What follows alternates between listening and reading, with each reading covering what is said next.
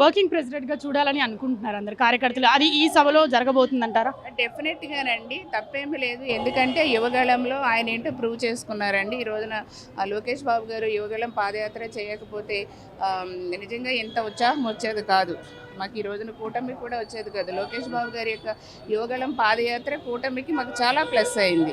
ఆయన దగ్గర నుంచి అన్ని వర్గాల ప్రజల యొక్క సమస్యలను ఆయన చూశారు. సో ఆ సమస్యల్ని నెరవేర్చే విధంగా యూత్కి ఇంపార్టెన్స్ ఇచ్చి సమస్యలు నెరవేర్చే విధంగా ఆయన చాలా కంకణం కట్టుకున్నారు.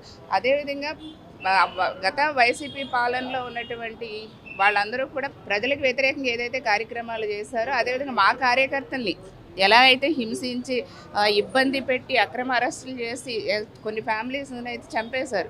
సో వాళ్ళందరినీ కూడా చట్ట ప్రకారం కూడా చర్యలు తీసుకుంటామని ఏదైతే చెప్పారో సో అవన్నీ కూడా లోకేష్ గారు తూచా తప్పకుండా కార్యకర్తకి సంక్షేమం అనేది ఏర్పాటు చేసి కార్యకర్త కుటుంబానికి ఒక అండగా ఉంటూ యూత్ని ఎంకరేజ్ చేస్తూ తాతగారి అదేవిధంగా నాన్నగారి యొక్క ఆలోచనలు అవన్నీ కూడా ఇంప్లిమెంట్ చేసుకుంటూ ముందుకు వెళ్తున్నటువంటి భవిష్యత్తు నాయకుడు లోకేష్ బాబు గారు డెఫినెట్గా వర్కింగ్ ప్రెసిడెంట్ ఇస్తే చూడాలని మేమందరం కూడా ఆశిస్తున్నాం. చివరిగా మహానాడు సభలో కార్యకర్తలకు ఏం మెసేజ్ ఇవ్వబోతున్నారు రేపు? అసలు కార్యకర్త అంటేనే తెలుగుదేశం పార్టీలో సైనికులండి. వాళ్ళ ఆస్తులు పోగొట్టుకొని అక్రమ కేసులకి బెదరకుండా పార్టీ కోసము వాళ్ళ అధికారం ఉన్న అధికారం లేకపోయినా ఎప్పుడు కూడా నా తెలుగుదేశం పార్టీ అని నిజంగా రక్తం కోసుకున్నట్టు చనిపోతూ కూడా జై తెలుగుదేశం అనే ఏకైక ఒక మంచి అభిమానం ఉన్నటువంటి నాయకులు ఎవరైనా ఉన్నారంటే తెలుగుదేశం పార్టీ కార్యకర్తలు నాయకులు. కాబట్టి కార్యకర్తలు నిజంగా వాళ్ళందరికీ కూడా మేము శిరస్సు వంచి పాదాభివందనం చేస్తున్నాం.